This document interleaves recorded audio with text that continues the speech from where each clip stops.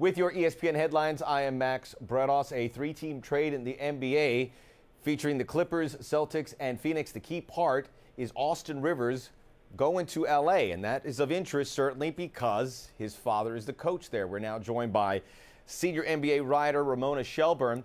And let's just look at the playing perspective of this first. What are the Clippers hoping to get out of this trade?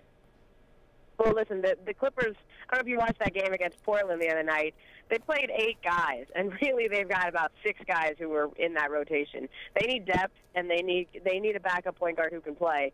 Jordan Farmar is going to be waived today. He's the guy that they signed to replace Darren Collison, who's having a great year in Sacramento. But I don't think they realized how much they were going to miss Darren Collison, and Austin Rivers gives them that quick guard off the bench who plays, Doc Rivers phrased it as, he runs downhill. He's going to play downhill. So we give him a change of pace off the bench. They have got to get more out of that second unit. Right now it's Jamal Crawford, and that's about it.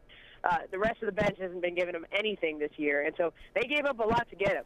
They gave up a former first-round draft pick, and I know they like Chris Douglas-Roberts, but they need to do something about that second unit because as good as Blake Griffin and Chris Paul are, you're not going to win anything with just the starting 5.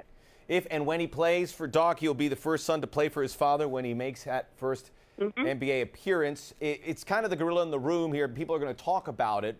Now, he was a high pick, Austin Rivers, at number 10 overall, but he averaged around 6 points a game per season. So what do you think? Is there going to be a backlash? What do you think people are going to say about Doc Rivers going after his son to come to L.A.? Of course you're going to say it's nepotism, right? But I think this is going to be fun. I mean, Doc has said in the past he doesn't know if he would want to coach his son. He doesn't know if he wants that dynamic. Now after having had gone through this for a couple of years, he's more comfortable and established here in Los Angeles with this team. I don't think he's going to have a credibility issue. I don't think anybody's going to say, "Oh, you're playing him more minutes than he deserves because he's your son." I really do think he's earned the respect of his players enough now in Los Angeles that he can do that. And I've covered Doc now for 2 seasons, and every time New Orleans came through here, every time Austin Rivers came through, he was that he could be here. He was always there in the stands watching his games, and he said it's actually harder for him to watch and coach against Austin than it would be to coach him on his own team because when you're in the stands or when you're the opposing coach, it was harder on you can't do anything, right? You don't have any control. It's like a parent watching their kid. Now he actually has control of the situation. He can coach him, and so far in the NBA, Austin has not had the kind of career that people would have expected for somebody who was such a high draft pick.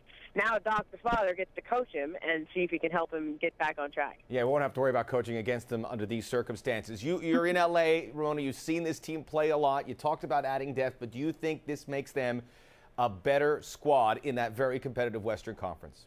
So it certainly couldn't hurt, right? Because you weren't playing Reggie Bullock and Chris Douglas-Roberts anyway. So adding somebody new that could potentially contribute, that could potentially give you something is better than what you had before. And they create a roster spot because they sent 2 players out and they're only taking 1 back. They've needed that roster spot. Look for them to be players in the Nate Robinson discussion after he gets bought out in Boston. And so now, I can't believe we're even going to say it, but do you remember when Glenn Davis and Nate Robinson were jumping on each other in the finals a couple of years ago? We're back to Shrek and Donkey again. I mean, that's what's going to happen here in a couple of days as soon as Nate figures out that buyout with the Celtics. And, they're going to be better because now you have some guys who played for Doc who know, Nate's obviously played for him and Big Baby's played for him. They'll rekindle that relationship. But I think they're better now. They still got a long way to go though because that second unit is, of all the contending teams, I would go so far as to say their second unit's the worst. And that's saying something when you're talking about a unit that's led by Jamal Crawford. I mean, he's literally the only guy on that second unit who has given them much of anything this year. Well, one thing's for sure. If Austin Rivers can give him some pop off that bench, Papa Rivers is going to be smelling like a rose. It'll be interesting to see. And I'll sign me up for Shrek and Donkey. I always like to see that. Ramona Shelburne, thank you.